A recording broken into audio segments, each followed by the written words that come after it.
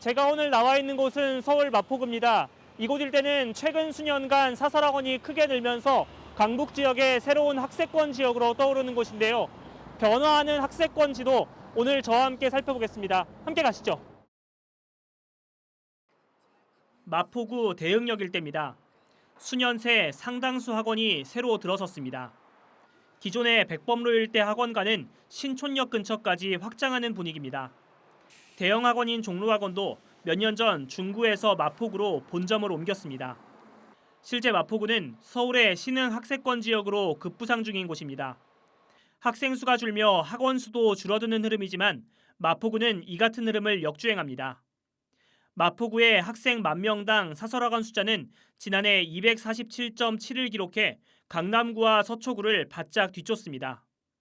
전통 학세권 지역인 양천구와의 격차도 점차 벌리는 중입니다. 학원을 하고 계신 분들이 이전하려고 좀 확장하거나 뭐 이런 부분도 있고, 이제 이쪽이 학원가로 이제 핫하다고 이제 소문이 나다 보니까 이쪽으로 이제 몰려드는 경향은 좀 많아요. 이 같은 현상의 배경에는 마포구의 주거 환경 변화가 크게 작용했다는 분석입니다.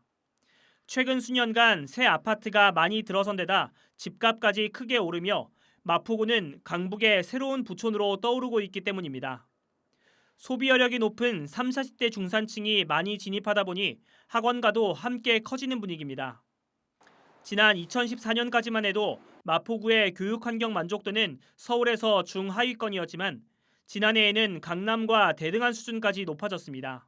새 아파트들이 많이 생겼고 새 학원의 수요들이 많이 니즈들이 많이 생겼습니다. 근데 더군다나 최근에 이제 종로라든지 도심권에 있는 어떤 입시 학원들이 많이 어렵다 보니까 새로운 어떤 도심이 형성된 주거촌이 형성된 지역들로 많이 이제 젊은 수요층들이 집중하다 보니까 그렇다면 신학세권 마포가 기존 학세권 지역을 넘어 사교육 1번지로 자리매김할 수 있을까?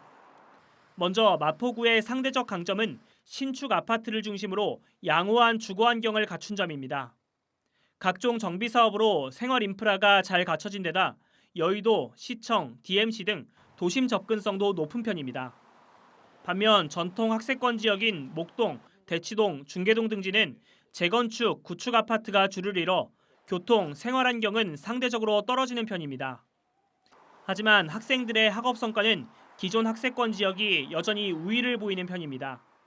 인구 1,000명당 서울대 합격률은 서울 서초구, 강남구, 양천구가 높은 비율을 차지하고 있습니다. 경기 과천시, 성남 분당구도 합격률이 높았는데 아직 마포구는 상위권에 이름을 올리지 못했습니다. 신흥 학원가가 기존의 명문학군을 앞지르기는 아직 이르다는 분석이 나오는 이유입니다. 오래된 전통적인 학군을 되치기는 좀 어려울 수는 있겠죠. 왜냐하면 그게 오랜 기간 동안 쌓아온 부분들이기도 하고 중심부에 또 학원이라든가 학군이 이렇게 좋은 지역이 없거든요. 그런 점을 감안을 하면은 조금 다른 수요를 흡수를 할 수 있다. 코로나19와 입시 제도의 변화로 사교육에 대한 요구는 더욱 높아지는 가운데 앞으로의 학세권 지도는 또 어떻게 변화할지 관심이 모이고 있습니다.